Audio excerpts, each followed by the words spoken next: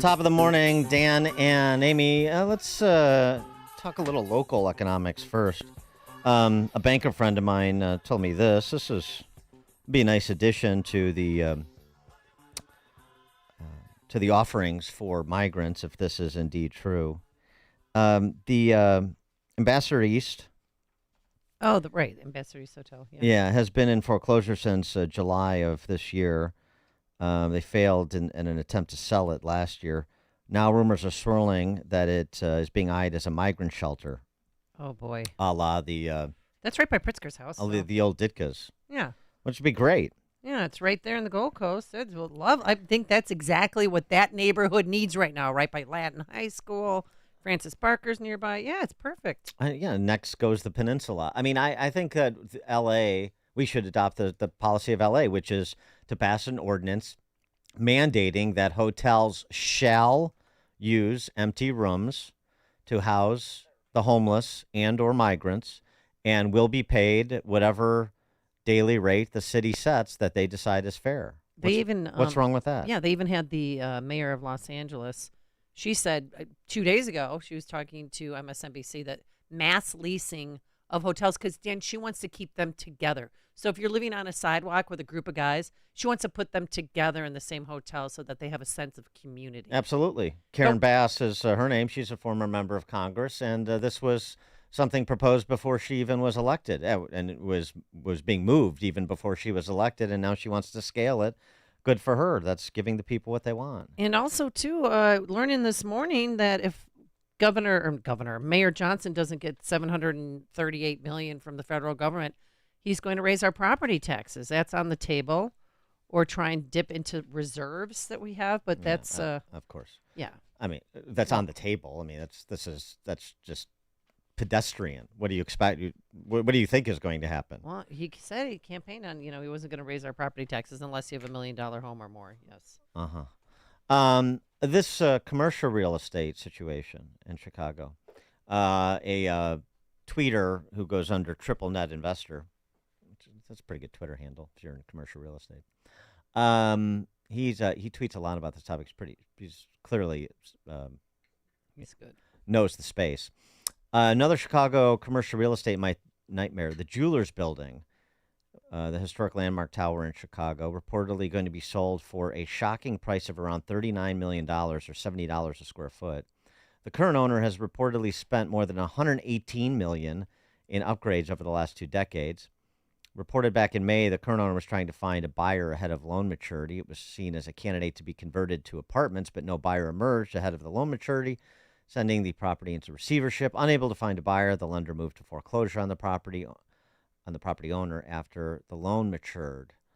Another possible site for migrants and now you're the homeless. Getting into it. So that's what we should be looking at, converting commercial real estate into residential properties as BLM Brandon expands his gimme dat real estate empire. Well, we're going to have to do it because we even had Alderman Lopez on the show who said those tent cities, the one on 38th in California and 115th in Hall, said they're not going to be ready until June. And people are getting pretty upset that they're setting up camps in the parkway between their house and the street. Yeah, I heard today they're going to be taking down the tents out of the 17th district. Yeah, we'll see. So where are they going to put those people? It's big city living. I don't really, the complaints, those NIMBY complaints, we don't pay attention to those. Mm-hmm. Jim Iuorio is the host of the Future's Edge podcast. He's a proprietor of Brant's in Palatine. Good burgers there. Good ribs there, too. I've had them. Jim, thanks for joining us. Appreciate it. Don't forget about the tacos. Thanks for having me. Tacos, the fish tacos, yeah. Oh. So, just that commercial real estate story, and the story of commercial real estate in Chicago in particular, since it's here, and big cities, to which we've been sort of talking about, waiting to see what happened. There was, I know we talked to you about this before. It's like, let's start to see third, fourth quarter, beginning of next year, you're going to start to see a spike in some of these foreclosures. Is that starting to happen? Sure, it is starting to happen, and it's going to escalate.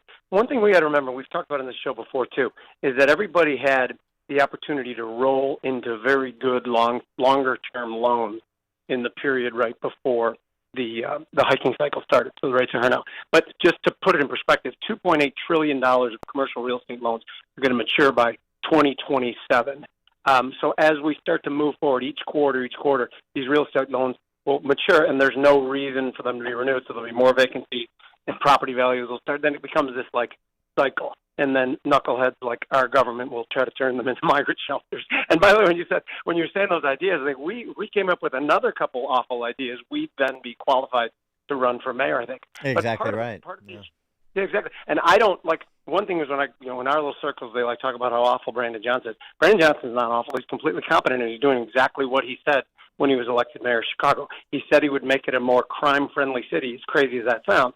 Stop pursuit on foot, defund the police, whatever nonsense that is, decriminalizing petty theft. These big city mayors told you exactly what they were going to do, the metaphorical you, not us, of course, and they voted for him anyway. So why would you start expanding your footprint in the city from a commercial real estate point of view, knowing full well that this knucklehead is trying to increase crime? And what you said, too, Amy, you hit it right on the head.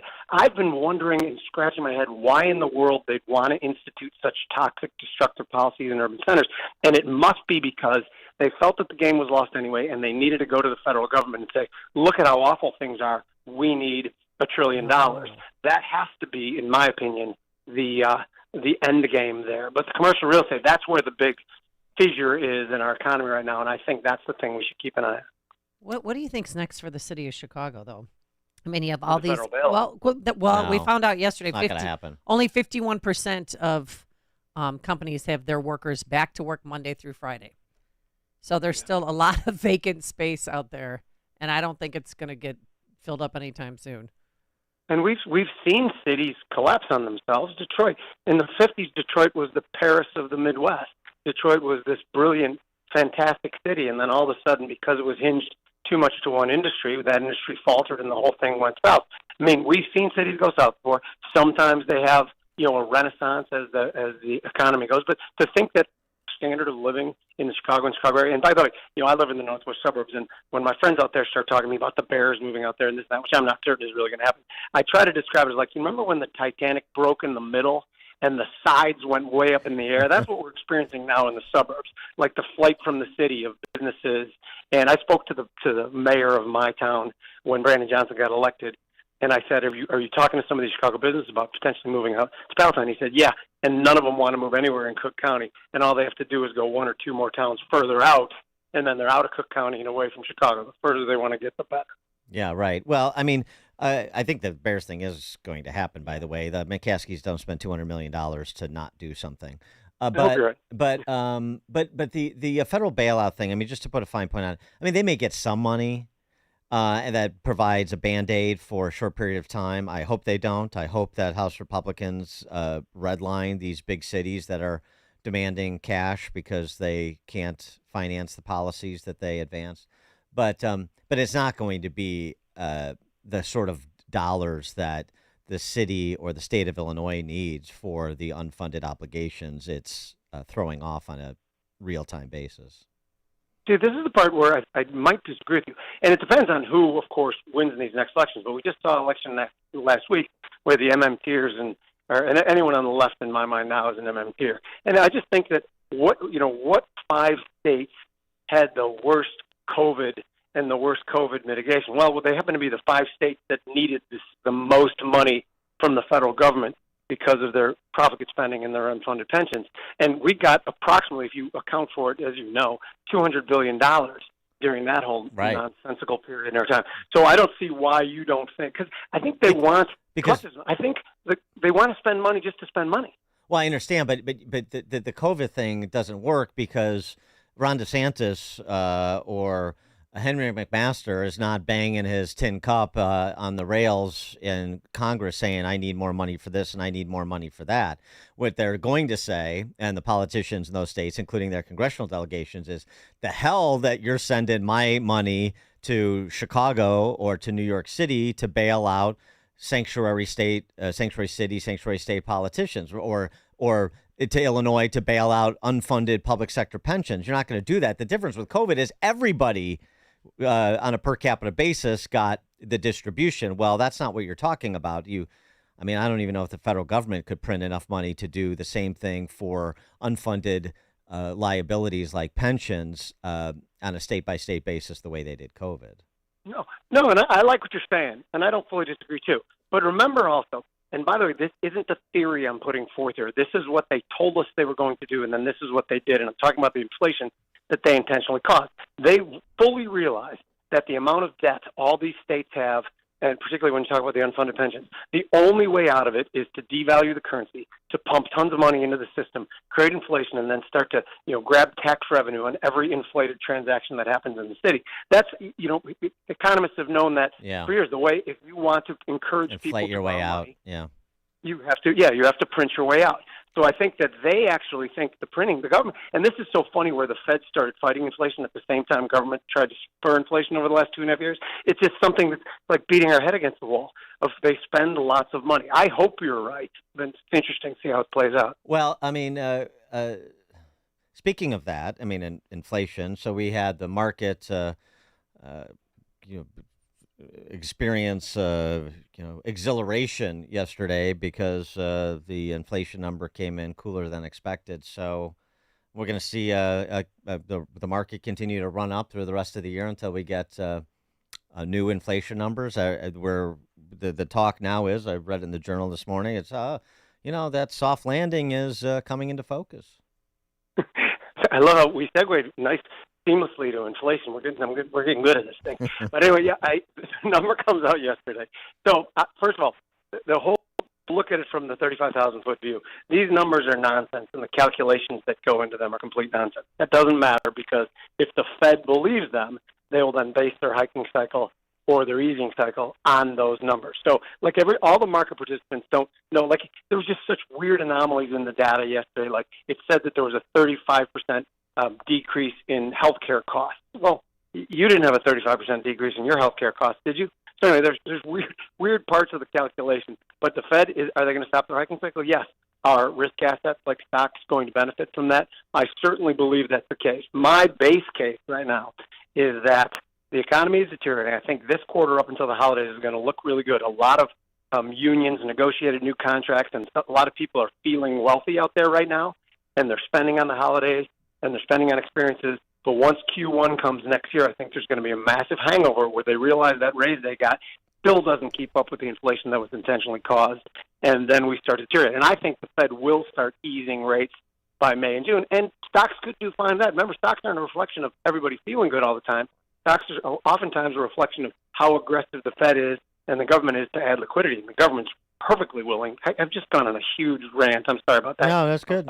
No, it's helpful. And one thing I want to get one more review from you on something Chicago-based, because when we were talking about inflating our way out and taxing financial transactions, is there any more scuttlebutt, since this is your universe, about the exchanges pulling up stakes in Chicago? An unnamed CEO of one of the exchanges made it very clear that there would be, if there was a hint of a financial transaction tax, which, by the way, the reason we're the futures center of the world is because of how cheaply and inexpensively people could leverage with futures contracts. If you take that away, it takes the business away. The exchange would move in literally 10 minutes. I think they've already set it up that if any sort of transaction tax, because an average contract size of a futures contract, let's say, is $300,000.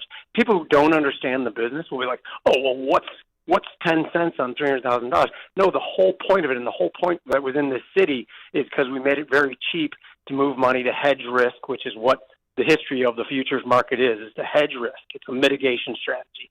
And if they take that away, they'll be gone in Indiana or in Florida in 10 minutes. So I think that President Johnson realizes that. Is there any other scenario, if there was not a financial transaction tax, is there any other scenario under which the exchanges would move? See, that part I don't know. I can't assess. I don't want to get in trouble with my friends, too, so I don't know. Very good. Okay, so now I'll just give an opinion. Okay. I certainly think it's been knocked around.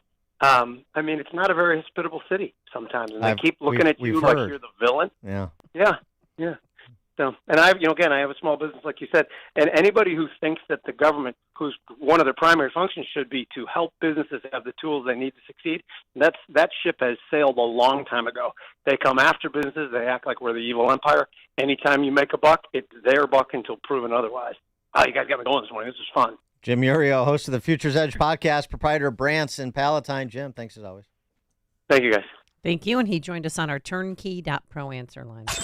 Before you see it on TV, share it on Facebook, or read about it in the paper, hear it here first. This is Chicago's Morning Answer on AM 560. The Answer. It happens every year. Winter. Delivering and receiving supplies and getting people where they need